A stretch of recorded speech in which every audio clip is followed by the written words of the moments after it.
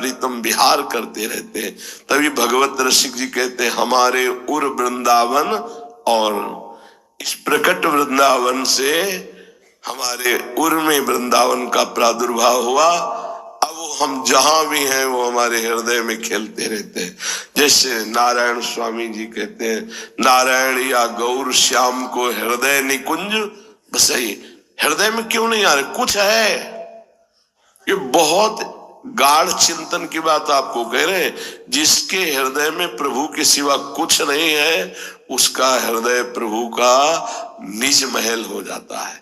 देखो देखो, जाहि न चाही कमो कछु, तो तुम सन सहज सने, तो बसो निरंतर तास उर। निरंतर प्रभु उसके हृदय में। वाल्मीकि जी कह रहे कैसे? जैसे अपने घर में रह जाता है, दूसरे घर में गए, थोड़ी देर रुके चले आए, लेकिन जब कोई हमारा नहीं, कुछ हमें नहीं चाहिए, तो हमारे हृदय में प्रभु ऐसे बसते हैं अपने घर की तरह, अपने घर में निरंतर रह जाता है। सो राउर निज गेह, वो हृदय आपका निज घर है। यार जाना तो है ही है, यहां से सब छूटना तो है ही है, और ये सब प्रभु के द्वारा तुम्हें दिया गया है। तो ईमानदारी से अभी छोड़ दो ना, अंदर से अपना मत मानो, सब प्रभु का मान के बर्ताव करो। अभी देखो दैन्यता आ जाएगी।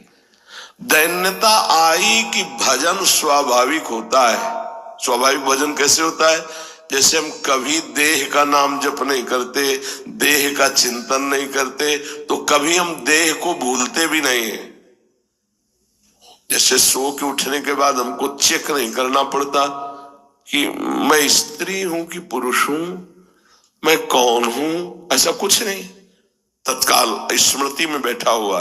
ऐसे ही अखंड स्मृति अपने आराध्य देव की जागृत हो जाती है उपासक के अंदर, जिसका हृदय दैन्य हो गया है। जो दीनों के बंधु हैं, दीन बंधु हैं, और जो दिनेश हैं, दिन के ईश भगवान सूर्य। जब उपासक दैन्य होकर भगवान का आश्रय लेता है, तो हमारे हृदय रूपी भुवन में भुवन भास्कर का उदय होता है। यहां कौन से भास्कर? ज्ञान भास्कर। कौन है वो? स्वयं भगवान। उसके हृदय में भगवान ज्ञान रूपी सूर्य के रूप में उदय हो जाते हैं। सच्ची, जैसे संसारी आदमी संसार की कल्पना करते करते वो थकित हो जाता है, डिप्रेशन में पहुंच जाता है, ऐसे ही उपासक का हृदय भागवतिक चिंतन, भागवतिक लीला, भागवतिक भाव में डूबते डूबते वो भगवत स्वरूप हो जाता है। उसका चिन्मय देह प्रकाशित हो जाता है। कुछ करना नहीं होता। सच्चे, ये प्रारंभ में होता है, कुछ करना नहीं होता। बैठे बैठे अपने आप कैसे बताएं, वाणी की सामर्थ्य नहीं बताने की, क्योंकि करे तो बता सकता है, जब हो रहा है तो केवल देख सकता है, बता नहीं सकता। देखने वाली दृष्टि भी दूसरी होती है, और ये वाणी तो बहुत ही स्थूल है, ये क्या बता पाएगी।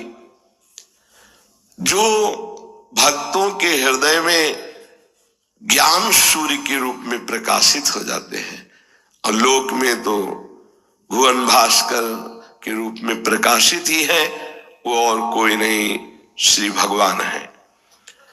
जो दैत्य और दानवों का नाश करते हैं, जो शरणागत हो जाते हैं, उनके हृदय की आसुरी प्रवृत्ति का भगवान नाश कर देते हैं। सबके हृदय में देवता और राक्षस दोनों हैं। तो ध्यान से सुनो ना,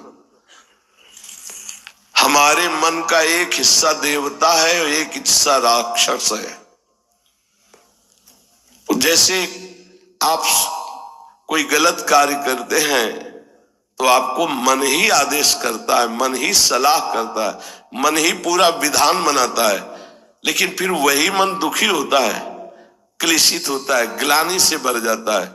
तो उसके दो स्वरूप हैं, एक है दैवी और एक है आसुरी। आसुरी स्वभाव, आसुरी बुद्धि, आसुरी मन, ये हमें दुर्गति कराने वाला, पापाचरण कराने वाला, भगवान से विमुख कराने वाला, अधर्म आचरण कराने वाला है। जो भगवान की शरण में होते हैं तो भगवान ऐसी दानवी वृत्ति, ऐसी राक्षसी वृत्ति का नाश कर देते हैं। राक्षसी वृत्ति सुख लेना, दूसरों के शरीर से, धन से, वस्तु से, स्थान से, पद से, व्यवहार से सुख भोगने की इच्छा रखना, इसे राक्षसी वृत्ति कहते हैं। इसको स्वयं प्रभु नष्ट कर देते हैं जब कोई शरण में। ये दानवों का संहार करने वाले हैं, असुरों का नाश करने वाले हैं। उसका भाव समझो। प्रगट में भगवान जब अवतार लेते हैं तब तो दानवों का संहार करते हैं, और जब हृदय में ज्ञान रूप से भगवान प्रकाशित होते हैं तो दानवी वृत्ति, आसुरी वृत्ति का नाश करते हैं। हे प्रभु, आप आनंद कंद है। कंद माने होता मूल, आनंद के मूल है। हे रघुनंदन, आप आनंद के मूल है। कौशल देश अयोध्या में आप चंद्रमा के समान प्रकाशित, जैसे चंद्रमा अमृतमयी किरणों के द्वारा सबको शीतलता और जीवनी शक्ति देता है, ऐसे अवधवासियों के, शरणागतों के हे श्री रामचंद्र आप जीवन हो। आहा, कितना सौभाग्य, अहोभाग्य। जब उठते बैठते अपने राजा धीराज प्रभु श्री राम के सब दर्शन करते थे।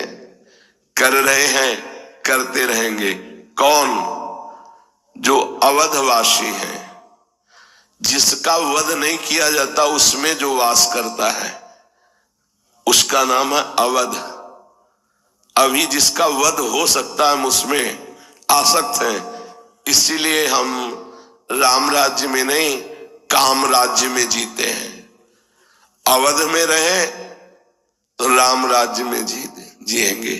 अवध है भगवान का नाम, भगवान का रूप, भगवान की लीला, भगवान का धाम। अपना स्वरूप अवध है।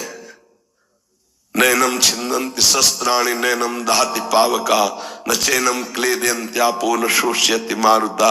जो हर समय स्वरूप में रहते हैं, या जो नाम जप में रहते हैं, या जो रूप ध्यान में रहते हैं, जो लीला चिंतन में रहते हैं, जो भगवत धाम की लीलाओं के चिंतन में रहते हैं, वो अवध में रहते हैं। ऐसे अवधवासियों को आराध्य देव प्रेमामृत रूपी अपनी किरणों से आह्लादित करते रहते हैं। उनका हृदय प्रेम आनंद में रहता है। अभी जिसका वध हो सकता है उसमें हम आसक्त हैं। अभी सब शरीर में आसक्त भाव से रह रहे हैं, अवध में नहीं रह रहे। इसका वध हो जाएगा। अवध है स्वरूप, अवध है नाम भगवान का, अवध है रूप भगवान का, अवध है भगवान की लीला, अवध है भगवान का धाम। जो नाम रूप लीला धाम में रमण करते हैं, जो अपने स्वरूप में स्थित हैं, उन्हीं को इस प्रेम